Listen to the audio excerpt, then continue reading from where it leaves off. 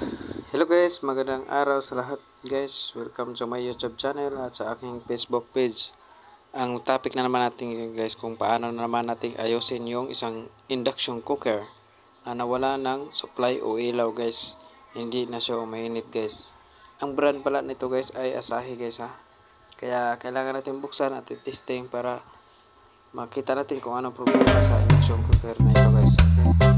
Panoorin nyo guys hanggang sa dulo guys. Maraming salamat po pag-like and share naman din at pag-subscribe and follow sa aking Facebook page at sa aking YouTube channel. Maraming salamat.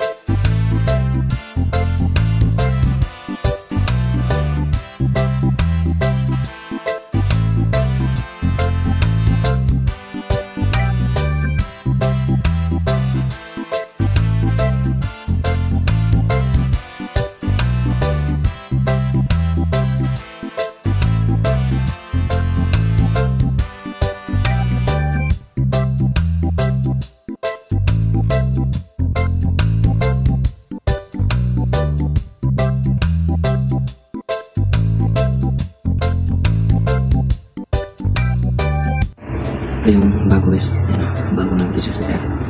May ganito guys, ito yung may pasikip na ito, negative. Tapos AC yung dalawa na sa gitna. Ito yung bawa guys, yan, ito yung bawa. Testing natin guys, may ito guys, pasikip, tapos yung negative ito. Yan, sa AC yung natin guys.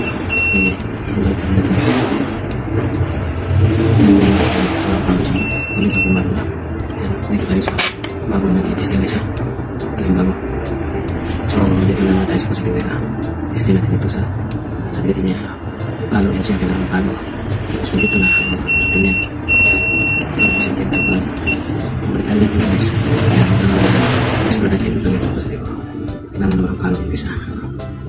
Okay guys, ganyan kung testing ng bridge rectifier guys.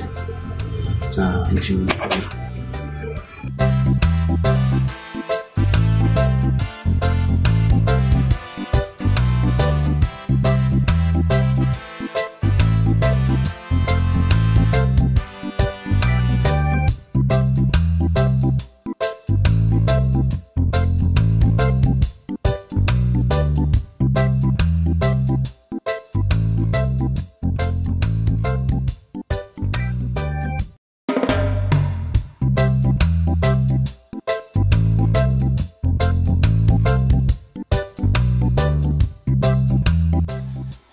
At ngayon pala guys ay kinabit na natin yung bago na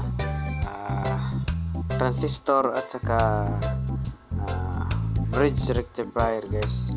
Yan yung problema niya guys. At pinalitan na rin natin ng fuse guys na bago. Kaya yan ang ginawa ko guys, ay sinolda ko na para ikabit na ulit natin guys at mapagana siya guys. Okay guys, maraming salamat. Hanggang sa dulo guys, panoorin nyo.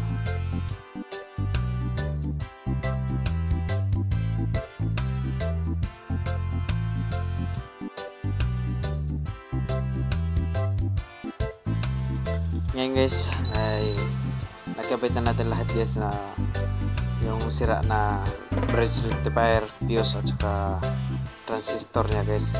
Ngayon tinisting natin at sinaksak na guys, ay may supply na siya. Makikita na yung ilaw niya guys. Ibig sabihin guys, okay na siya guys. Ngayon titingnan naman natin kung ito'y iinit ba. Ngayon guys, tingnan nyo guys, kumukulo na. Ayan na guys, okay na guys. Maraming salamat guys sa panonood at pag-like and share, paki-follow na din guys. Maraming salamat.